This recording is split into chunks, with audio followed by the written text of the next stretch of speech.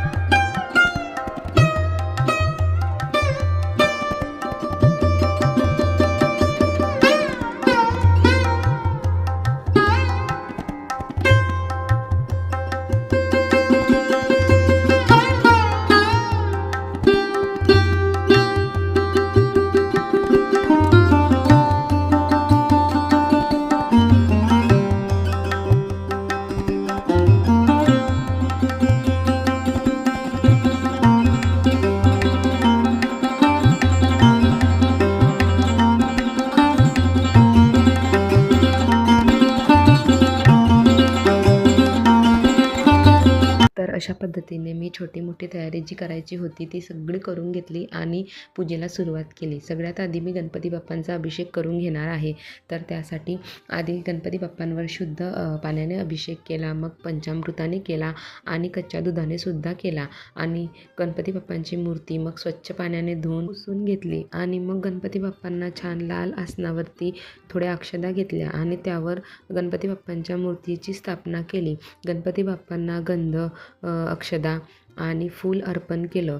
धूप दीप ओवाळून घेतलं. गणपती बाप्पांची पूजा करून झाल्यानंतर मग अन्नपूर्णा देवीच्या मूर्तीलाही अभिषेक करून घ्यायचा होता, कारण अन्नपूर्णा देवी ही माता पार्वतीचंच रूप आहे. गणपती बाप्पांच्या मूर्तीला ज्याप्रमाणे आपण अभिषेक घातला त्याप्रमाणेच देवीच्या मूर्तीलाही अभिषेक करून घ्यायचा. तर सगळ्यात आधी देवीच्या मूर्तीवरती हळदी कुंकू फुलं अर्पण केली, नंतर शुद्ध पाणी अर्पण केलं आणि नंतर मग पंचामृताने अभिषेक केला. पंचामृताने अभिषेक केल्यानंतर शुद्ध पाण्याने देवीची मूर्ती धुवून स्वच्छ पुसून घेतली आणि मग देवीच्या मूर्तीला खाली आणखी एका दुसऱ्या लाल आसनावरती थोड्याशा अक्षता घेतल्या आणि त्यावर देवीची मूर्ती स्थापन केली. देवीच्या मूर्तीला छान हार घातला.